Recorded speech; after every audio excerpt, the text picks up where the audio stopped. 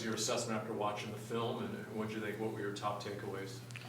One of the biggest ones is just not starting fast. I think that was one of the things we talked about during the week against that team. We got to come out and take a lead, put them in a game that they don't want to play, and I just felt like offensively we weren't really able to do that.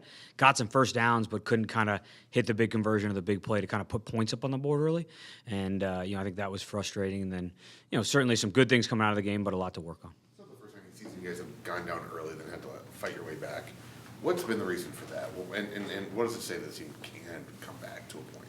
I think it speaks to the resilience. I think those guys never feel like they're out of the fight. They continue to work and continue to compete. And you saw some big plays get made there late in the game that got us back into a one-score game, which was awesome on both sides of the ball. So I think there's a lot to build on from that standpoint. And as you said, we got to look and identify the things to make sure we're not putting ourselves behind that 8 ball a couple times early in the game. But really encouraged by the effort as it continued throughout the game. It felt like Kyler was in the pocket quite a bit in this game for positive and negative things. Is that something that you're trying to make happen? Is that the way the Bears were playing it? It just felt like there was some times when maybe in the past Kyler would have tried to move out of the pocket and he'd try to stay there. Honestly, not something I felt too strongly about one way or the other. I think certainly you know how people are going to rush him, and certainly that's a big point of emphasis for them. When he gets out of the pocket, he's dynamic, he creates extended plays. Did a couple that gave us, at the end of the half there, that put us in position, end of the game, that put us in position to get some points or potentially have some plays there. But no, I can't say that was a big part of the plan one way or the other. I probably spoke a little bit more to how they rushed him and their effectiveness in being able to do that. Jonathan was just saying how the Bears disguise a lot of stuff for Kyler. Do you expect him to see a lot of that this week against the Eagles? Certainly. And again, I think it's team to team. It's some teams do it, some teams don't. So you kind of always go into a game plan with, hey, this is a big disguise team. This is a part of who they are. Certainly something that Philly's done for an extended amount of time now over the last couple of years and done at a high level, similar to the way that our guys do it. So we're going to have to make sure that we have a plan for that and prepare him for that so that he can go out there and be effective. There were multiple moments when Kelvin Beachum was out as that additional receiver in a sense. How much of that was because of Jeff Swaim's absence or just trying to mix new things together? Did he tell you to call himself an additional receiver? Was that his term? I think certainly with Jeff out, there was a role there. I mean, Jeff's had a big role at the tight end room, certainly as kind of a blocker, a pass protector. It has shown up a little bit in the pass game. And you're always going to try to identify the guys that are up on game day and put them in a position where they can impact the game. So just something we saw with who was up and Beach's ability level to kind of help us on offense. On the 4th and 6th play, late, was that the main read going downfield to Greg, or were there multiple options for Kyler depending on the defense? Always a number of options. I think certainly he picked out a one-on-one he felt good about. I mean, that's a play that Greg's made. I mean, you look back at the Pittsburgh game, a very similar situation and a critical third down led to him down the field one-on-one. He came up with a great play. So, put those guys in position. I think Kyler, was always going to go where he feels is best with the football, has multiple options, and, was not disappointed with the decision of the ball. And obviously, they made a better play than we did on that one. This is going back a ways to training camp, but when John Gaines was doing his thing before he got hurt, was he putting himself in a position to be a possible starter at center? Wow, that's a throwback. I got to go back in my memory bank for that one a little bit. Yeah, I think John, if you look at what John was able to accomplish as a rookie throughout the offseason, going into training camp, was definitely encouraged about his growth, whether it was going to be in a starting role, a backup role. Definitely felt like he was going to have a positive impact on us as an offense. It was disappointing when he got hurt because I think he's a type of player that we want in this building that does things the right way, that was playing at a pretty high level there at the end of training camp. OTAs, no, I'm just kidding. Kyler's evolution in this offense the last 5-6 weeks, where have you seen him kind of grow into it? And where have you kind of seen him grow into it? I think he's grown in a number of different situations, and I think you saw a lot of that in the game the other day. The mix of tempos, the communication of the line of scrimmage, moving around protections, decision-making, getting the ball to the check down and putting it in some people's hands. I think he's made some great strides. I think those are always areas that we're going to kind of stay on him about hey, can we be cleaner here? Can you make a quicker decision there? Where are your eyes? What are you thinking? But I think his process when he comes to the sideline and you're hearing him talk through what he was thinking, what he's seeing, where he's going with the football has been really good, and I think you've seen that growth. The first game or two, everything's moving so fast that most of the time he was, it's not that he doesn't know what's going on, but there's definitely I saw this, I did that, and you're like, did you? Or are you whereas as we've gone, he's got more comfortable. It's it's a more detailed thought process and a more intricate thought process there, and it's happening, obviously, as it does very quickly, so it's always great when he's able to come over and communicate that. You kind of can feel that and know that he's growing in that way. with that being said, put him into an OTAs, a mini camp, training camp next year, how much more growth and kind of understanding and everything are you expecting?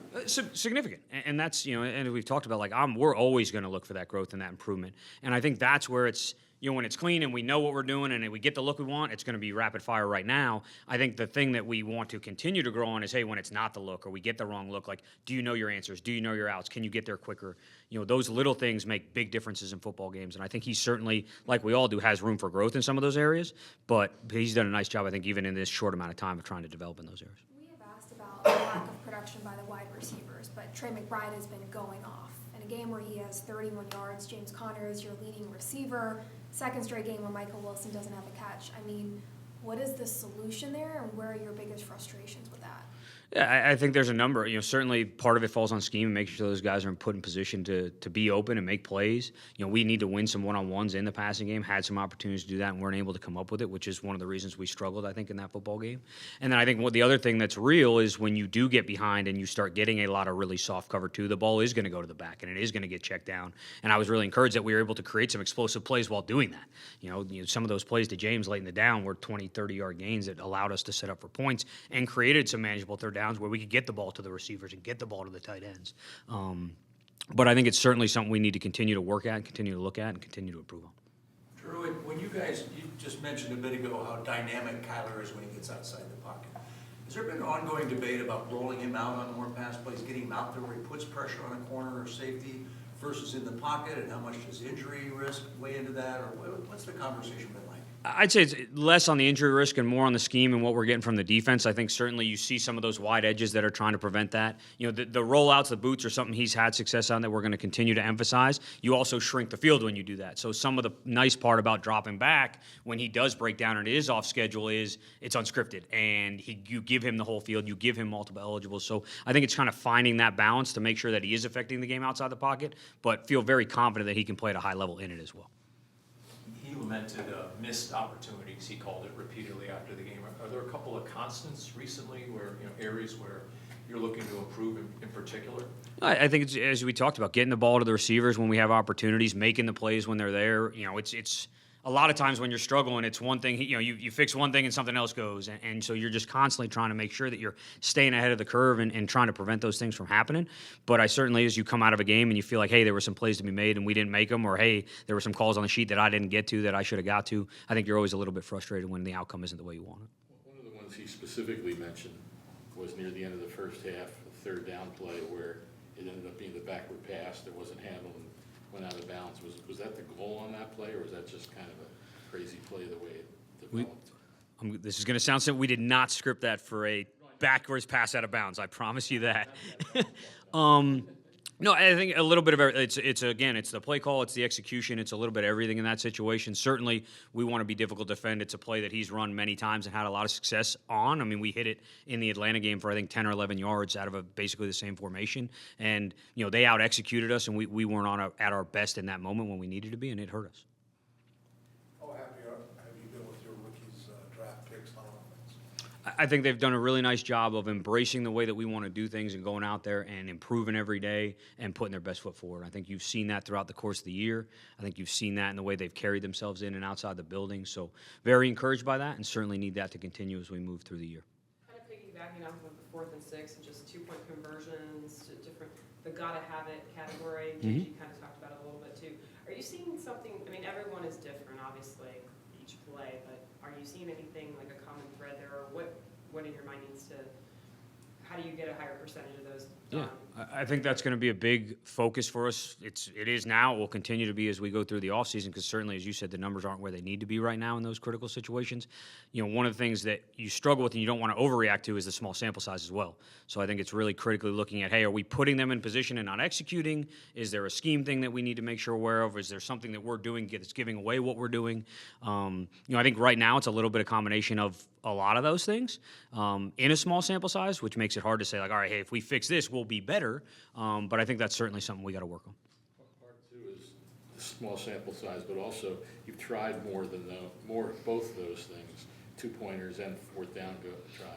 We know 4th down sometimes you have to at the end of the game, but overall it's a lot more than most teams in the league.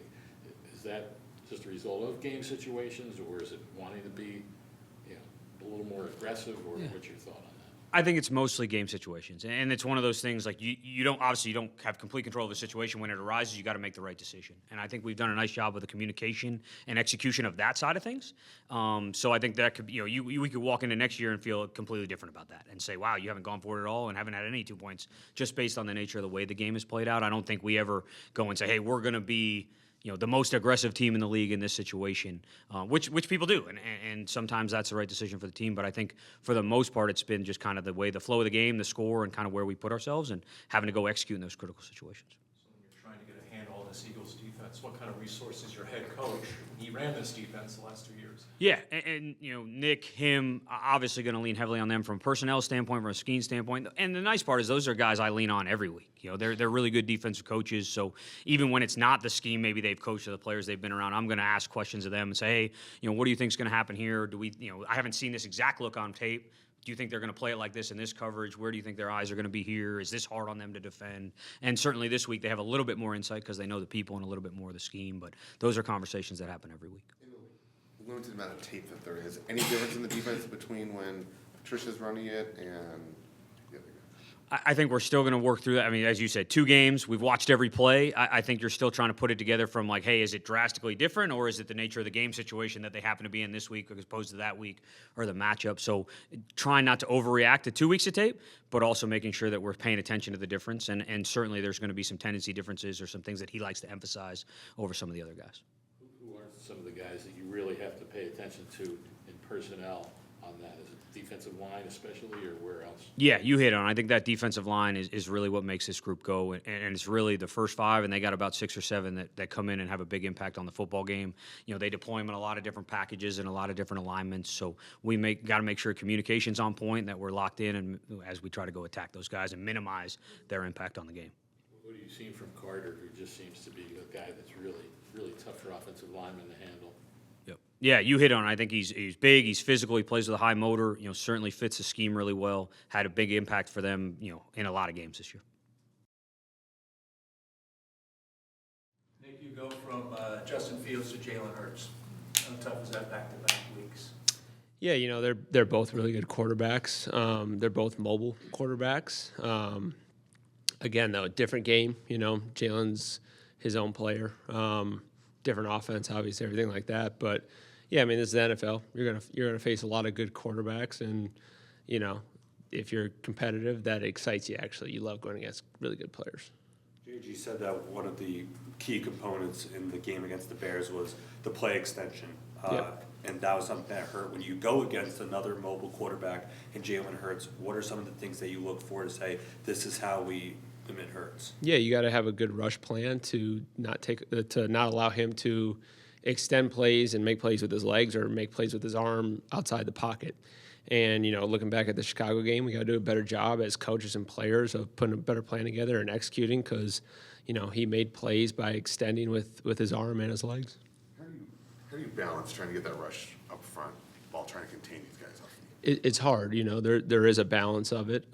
There's different ways to do it, and I don't think you ever want to go into one game saying this is all we're going to do. So you got to have multiple answers within it, but there is a certain way that you want to rush, and sometimes there's a couple different ways you want to rush, and what can play into that as well is the whole system, right? What are the routes that are happening? Who is the O-line? What is their protection schemes? All of that. So it's a little bit of I call it like the matrix, the pressure matrix. And big thing that goes into that week to week is first thing you really look at is who's the quarterback, not necessarily, what do we want to do as far as rushing this offensive line, beating these protections. It's who's the quarterback, and then you got to kind of go from there. After the Giants went, Sirianni said, yes, I heard the Eagles fans chanting, run the ball, run the ball. You know that scheme pretty well. What sort of run scheme is it? What are they? Yeah, they're going to pride themselves in getting vertical movement on you, and they like to create what they call triangles in the run game. So by getting to the second level, it allows those backs to be able to get through and then be able to make a cut one way or another off of that second level, that vertical void in the run game. So they're really good at it. They stick with it. Their inside zone game, and they have their RPOs, RPRs, which run pass run, second level RPOs, third level RPOs. Quarterback sees it really well. They're really well designed, but I think what makes them really good, they talk about this, Stoutland talks about this, is 10,000 kicks. Let me make sure I don't butcher this. I fear the man who has not practiced 10,000 different kicks, but one kick 10,000 different times. And essentially what he's saying is what they do is they're really good at it. And they are really good at it. The technique of it, the details of it, the player's execution of it. And you can't, allow for that new line of scrimmage that you created and vertical voids and triangles in the run game. When you get down to it, what kind of advantage is it that you guys were just there, the offensive scheme so well, you know that roster so well? Yeah, I think that makes it a little bit faster to prepare and kind of shape your thoughts in your mind, but it doesn't necessarily make it easier on Sunday, right? And so it can help you get to conclusions a little bit faster throughout the week. And maybe in the back of your mind of what I want to do going into this game. But you still have to have a plan that's really good. They're going to have a plan that's really good. And you got to be able to prepare throughout the week to where you're at a point where, hey, when Sunday comes, we can go execute this at a high level. And, from a coaching and play calling standpoint to an execution with the players on the field. How special will this be for you going back? Yeah, it's just another game. Just focusing on what do we got to do to beat the Eagles. What do you tell your team when it comes to trying to stop that brotherly shove, tush push that they have going on there, considering that they're kind of the team that's solidified as their own? Yeah, I mean, they're really good at it because they detail out all 11 guys' execution in that. And you got to have a plan. I'm not going to get into what we necessarily do versus it, but you got to have a plan where all 11 guys are executing their job at a high level to combat them 11 guys executing at a high level. How hard was it to see Ledbetter go out? Of course, we learned that he's not going to be off in the season, and then what does that also mean for the rest of the guys who's going to step into that spot? Yeah, we're still working through who will step into that spot, but it's hard anytime a really good player.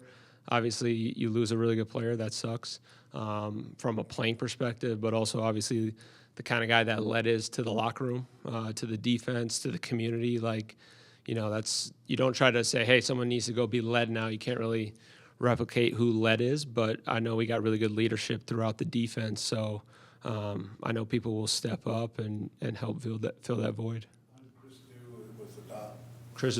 Chris is that's not anything new for Chris. He did a phenomenal job. He's extremely poised, and he played good. I thought he tackled really well. So I was pleased with the way Chris ran the show and how he played. You go from 21 points in the first half to just 6 in the second. Post-game, Dennis Gardeck talked about how the winning culture is there in terms of staying calm, focus, executing the next play no matter what had happened before. We only get to see your persona with a hoodie. What is your message on the It was very cold out there, Danny. I only went vest. I had a light hoodie on, so my ears were getting cold. But we see the persona, but what is your message on the sideline or in the locker room that has led to this winning culture that one of the captains is referencing? Yeah, I think it starts with Jonathan, and, he talks about those 5 buckets of preparation, one of them being psychological preparation, and that's a huge thing for us of being prepared for moments of adversity or having to have resiliency and having those buzz terms that we can talk to each other, and we've talked about it. Hey, when this happens, how do we have to respond? Our response is critical. And so, we just went back to some of our training that we've had, going back to OTA's training camp, where we talk about it. We talk about it every single week in the meeting. And in that case, it was a matter of resetting ourselves and being able to have some resiliency and fight back and get ourselves out of that hole, because it clearly wasn't the way we wanted to start. And it's easy to, start to panic or want to get down on things or get emotional. And I thought everyone did a really good job of take a breath, even keel, reset yourself. What do we have to do to execute better or structure the scheme better and move forward? And I thought, from a coach's and player's perspective, everybody did a good job. Not just players, but if you're talking about having to take a breath and kind of regroup, how how often do you have to remind yourself to do that as well? Yeah, often. That's comes with emotion is the absence of rational thought, right? So it doesn't really help you to be emotional on how to fix problems, how to problem solve. So, I always try to kind of leave that, when I come to the game, I'm not really in an emotional state, but there are times where you may get frustrated for whatever reason. You're mad at yourself. You're mad at this player. Oh, come on, man. We talked about this, whatever it is. But hey, reset. What do we got to do to make sure that it's right? Because ultimately, everybody on that sideline, coaches and players, they want to win. And so if the mindset is team, then I know that they're all in the right headspace that, hey, what do we have to do to correct this? And the players are going to go do everything they can. The coaches are going to do everything they can to get that done. You were saying this is just another game, which I believe you believe here in Tempe on Tuesday. I'm wondering if when you get to the game Sunday, or you or JG, and you're in the stadium and the crowd's out. I mean, do you think about feeling some kind of way? Do you have to prepare to not feel some kind of way? Well, I think first off, it's a really good environment to play in. So I've played there as a visitor. I've played there obviously being part of the home team. And, no matter what, like those kind of environments will get your juices flowing. So that part of it is fun. And, I had a phenomenal couple of years in Philly. I learned a lot of football. So, I think it's going to be fun to go up against a lot of really good coaches, great organization, some phenomenal players, players and coaches that really helped me get to where I am in my career. So that part of it, I think I have an appreciation for. I got a lot of respect for that other side. But I think once kickoff happens, it's focused on what we have to do to win the game, or how do I have to call it, or how do we have to make adjustments, so on and so forth. But I think there is ultimately a good appreciation for this opportunity on Sunday. How do you feel that Owen did with a lot of Yeah, Owen did a good job. Obviously, there's things that need to get cleaned up, like everybody, and he knows that. But I thought for his first real playing time, extended amount of plays, he went in there and did a good job. I'm excited to see what he can keep doing going forward. Philly fans aren't known for being the most welcoming. So if you don't get a super welcome, cheer, is that almost like pride though, of like being the opponent? Yeah, that's what I'm talking about. The environment is phenomenal. So, I wouldn't expect too much of a warm-hearted cheer, and that's what's fun about it. So, yeah, the fans will be going crazy, and that's what makes that environment really good. Looking for some thoughts on Jason and Kelsey. I know a lot of people talk about the tush push is really kind of him. I mean, he kind of makes that go. But what else about telling you guys about facing him? One of my favorites I've been around. Intelligence through the roof.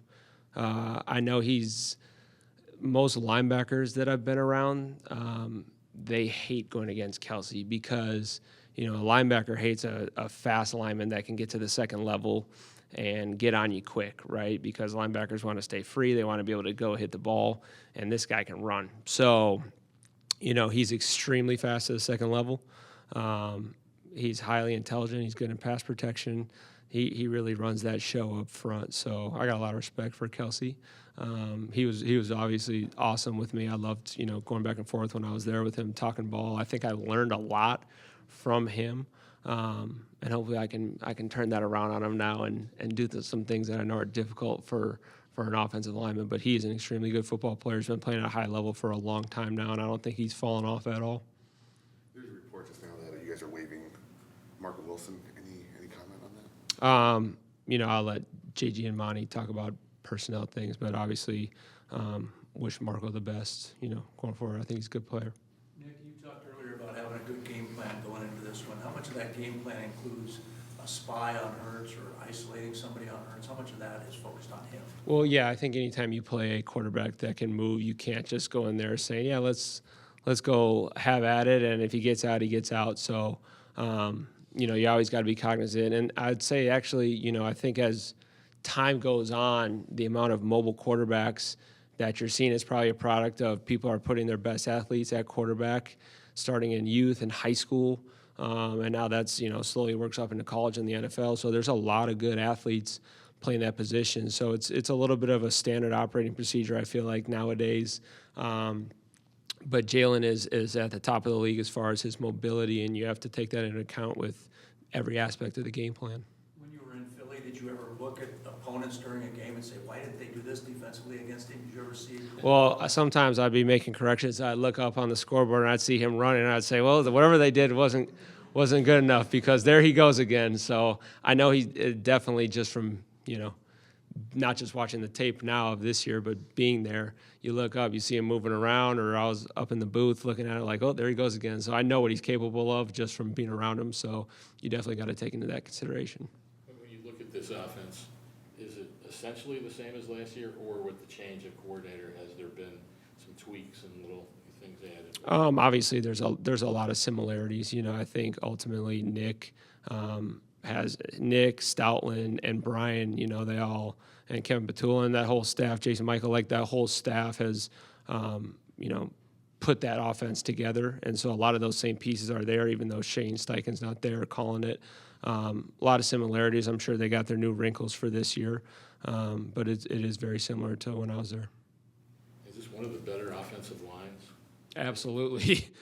Absolutely across the board. Phenomenal. And it starts with, the organization highly values that position. And then, so it's never, they never pass up on being able to get a good offensive lineman or defensive lineman when they're available. And then they do a phenomenal job of developing. And, again, Stoutland, one of the best O-line coaches I've ever been a part of or been around. He does a great job of turning those guys into players. Obviously, there's been we've talked a lot about Prater all this season, but big picture, because, 20 years ago, 50-yard field goals, there might have been a little more hesitation, and obviously that's grown as kicking is advanced and players have advanced. Do you see a time when it makes sense to be thinking 65-yard field goals at some point? Or are these players just going to keep getting better and bigger? Or is there going to be a limit to where it makes sense to try field goals because if you miss and where the ball is and that kind of thing? Yeah, I think that exists right now. I think there's guys capable of making kicks that far. The percentages historically and by player don't usually tell you that, hey, let's try a 65-yard field goal in the middle of the second quarter. I started thinking about this a couple weeks ago, just when Matt was kind of getting into that range of 50 plus, and you guys were writing about it or asking me about it. It used to be the kickers weren't good enough, or the field goal units weren't good enough to consistently make those kicks. And nowadays, there's guys who have shown that it doesn't really matter if it's 58 or 28, like their percentages are pretty good. And it's like, where do those numbers go? Well, with the increase in usage of analytics, some of those field goals where guys were kicking in the past are now go for it for a lot of teams. You don't see a whole lot of field goals, and not that you saw a ton before, but that are 20-yard field goals or 21-yard field goals, like the ball's at the 3 or the 2, because people are going for it. So it's interesting what the perspective is for some people. I don't think we're going to ever get to a point where 64, 65 are commonplace, but guys are, their legs are better. They're more focused on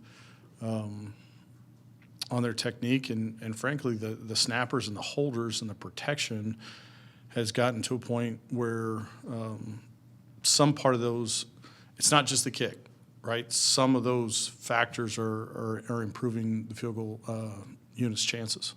How much on the holder especially is it because now it's not the quarterback, but a lot of times it used to be in the past. It's a guy who can be available to really practice that more. How much is that, do you think it is? And when did that start turning where teams started going to the punter as the holder? Most of the holders have been punters since I've been in the league in 03, so it was before that. Not that there hasn't been quarterbacks whose primary job, Romo was there for a minute. He's the one that kind of comes to mind, but there's some other quarterbacks who have done it The reality is there's a limited number of minutes on a practice field or in a day, and if your punter serves as your holder, they literally have 2 hours together to work out whatever they want to work out. With the quarterback thing, you've got to kind of find time here and there, and it's a primary role for the quarterback to throw the ball, to hand it off, to work on those kinds of timing things. So you're able to get more consistent work when it is your holder. Some people in college, believe in that threat of a fake. I mean, there's not a lot of fake field goals in the league, league-wide. So you're talking about trading something for the what if versus something that you can work on, 20 times as much. Matt's 2 50-yard field goals away from tying the NFL record. Will that be something that will that stay in your mind as the season winds down? Probably not. Until you just said it's not something you're thinking about. And I think those things have to come over the course of a game. Encouraging the offense, hey, let's not get this first down so we can kick a 50-yard field goal. Like, that gets a little bit dicey too. So, it can, but I just don't see it entering our thought process. On George, your kickoff return to start the second half, what sprung and what went well on that play that allowed it to get 40 yards? On that particular play, we had people on people, and we weren't, 10 for 10 blocking. It wasn't like everybody's covered up with the right kind of leverage and, perfect on that play. There was a guy that kind of slipped this way and a guy that kind of slipped that way, and but we had people covered up initially, and that kind of got Greg to about the 30-yard line. And then he has really good vision and has pretty good contact balance to stay on his feet, and he's got a feel for where those angles of defenders are coming from. So the initial part of it, we talk about kind of first down in the series, getting up to the 25, 30, 35-yard line. That part of it had a lot to do with the blocking part, but, those last 10, 15 yards, Greg made it happen. Did you go into the game figuring that, I know you've talked about earlier in the year about how things change at the end of the year, and even though it wasn't really cold there, it was still cool. Did you go into the game believing and thinking that a lot of the kickoffs weren't going to reach the end zone? You certainly prepare for that chance. My experience in that stadium, Cairo's leg strength has been really good. He's been healthy the last couple of years. His touchback numbers are way beyond what they've been in the past. At least that was my feeling going into the game, having worked with him in the past. You just never know in Chicago what it's going to be like, and always be prepared for those things. We went over the stuff having to do with the numbers and the frequency and kind of where the game's headed and how valuable is the kickoff return portion. It's like, I won't make the quote that came from the league office, but when you get to December and January football, like, it is a factor if you want it to be. As a return team, if the ball's in the air, you can always fair catch it, right? So you kind of have control over that as long as it's not squibbed or whatever down there. But that's a real play that can make a real difference in a game, and I hope like heck that there's some things that happen in the next couple of weeks, kind of backtrack those thinking, because back to Darren's point, the kickers are strong, right? Like, most of them are capable of putting the ball in the end zone early in the season, or when you're kicking indoors. Like, that's a pretty consistent thing if the kickoff team wants to do that. But when you get late in the year, it exposes some teams. And if you're not ready for it and your guys aren't ready for it, it can be a long day covering kicks. It could be a long day returning kicks. So we're going to continue working on those things. This may seem obvious, but with Matt, when you go to Chicago, Philadelphia coming up, how much is just his mental state an advantage, just being who he is and how long he's been doing it and how good he is at it? Like, when you deal with weather, I know you didn't really have much weather there, but. Repeat the first part of your question. I didn't get the question. Just kind of being the veteran that he is, right. Being obviously, 80-plus kicks of, 80 kicks of 50-plus. Yeah. How much is that a mental? Because a lot of it seems mental, too, in kicking. You have a rookie versus, or just different guys. How much of it just going into a game like that, not knowing what to expect, is Matt's mental state? I think it's obvious on the field, the skill. Sure. But just the mindset that he has. Well, he's kicked in a lot of the stadiums. I don't know if he's kicked in all of them. I would I would suspect he probably has. When you kick well in different places and you have success kicking from different distances, I think, you have confidence to do it again. And Matt's a pretty even-keeled person most of the time. He's got his process. He kind of just lets it play out. And I think him being a veteran and having those experiences certainly helps him. Did you have any thoughts when you see a kicker get an extension like he did? Do I what? Did you have any thoughts when you see a kicker get a nice extension? Like contractually? Yeah. Yeah, good for Cairo. I mean, Cairo's a great person. I've been around him, coached him, happy for him. But that's pretty much it. I mean, if I ever saw him out in Phoenix, I'd probably tell him to, buy me dinner or whatever. But Can you recall a game where there's 2 punts of 70-plus yards? not off the top of my head. They were both the same direction. How much that had to do with the wind? How fierce was the wind that way? I wouldn't say it was fierce, but it was certainly helping that way. The wind was kind of going that way. It was kind of going towards our sideline, which is different for that stadium in Chicago. The wind typically is towards their sideline. They were both going towards that same corner, and they both really stroked those footballs. When you're watching that, obviously, most of the time, you probably don't want to touch back, but in that circumstance, when you're kicking from your own 23, is that just a benefit? Like when it rolls in the end zone, are you happy with the result? I mean, 50-some yard net. Yeah, so. 57, and then theirs was 56. Shane Leckler was the first one that I had ever kind of saw do this. I started calling those punts 60-40 balls.